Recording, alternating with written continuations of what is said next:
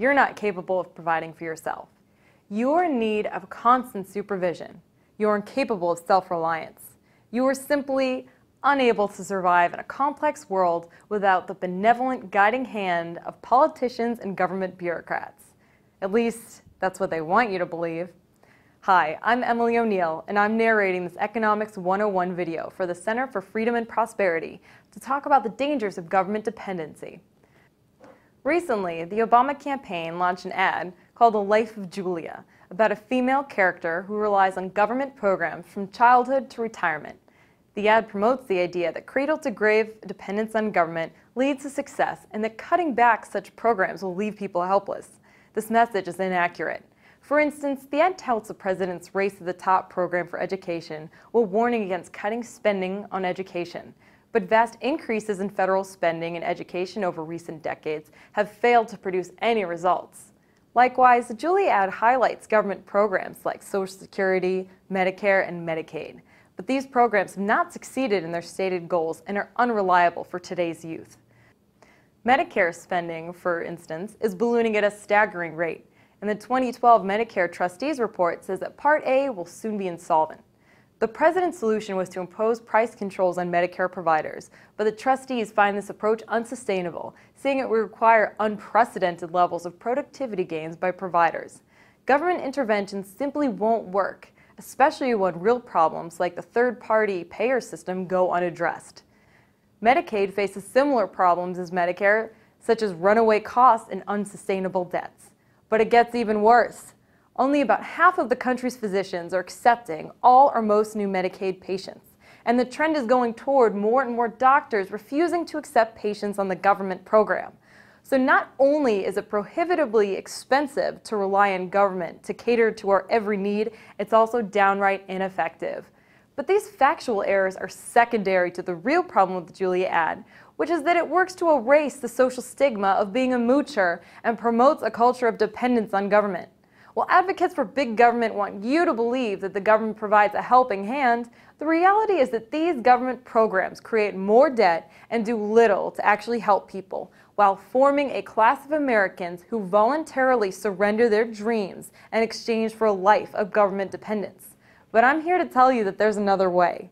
Instead of being dependent on government, there's a successful lifestyle you can have based on hard work. Instead of relying on the government for your own well-being, you can rely on yourself. So let's look at the Julia ad as if she was a financially empowered woman. But this time, let's call her Emily instead. At age 18, after achieving good grades in high school, Emily decides to attend university. She works during the summer to put as much as she can toward expenses, but also takes out private loans to pay for the remaining tuition costs.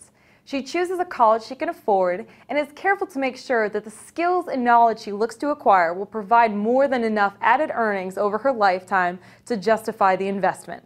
At age 20, Emily's hard work is rewarded with a 2-year college scholarship for academic excellence.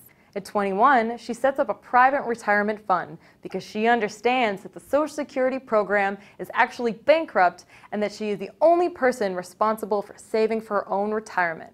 At 22, Emily gets her first full-time job outside of college, rents a modest apartment she can afford, and tracks her expenses.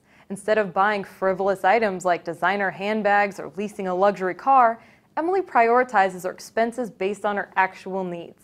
At 28, after years of hard work, sacrificing luxuries and other unnecessary expenses, and putting money into a savings account, Emily wants to advance her career and start her own business.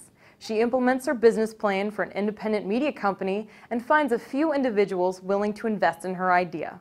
Emily is obviously still young and will certainly face unforeseen challenges in the future, but she intends to continue leading a financially responsible life and working hard to achieve success.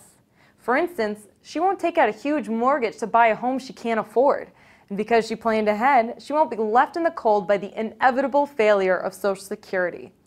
The key point is this. Throughout her life, Emily is financially responsible and achieves success based on merit. And she does this without excessive government assistance, without having wealthy parents to run to, and without a boyfriend she can treat like a bank. Our entitlement culture has lost sight of the American dream.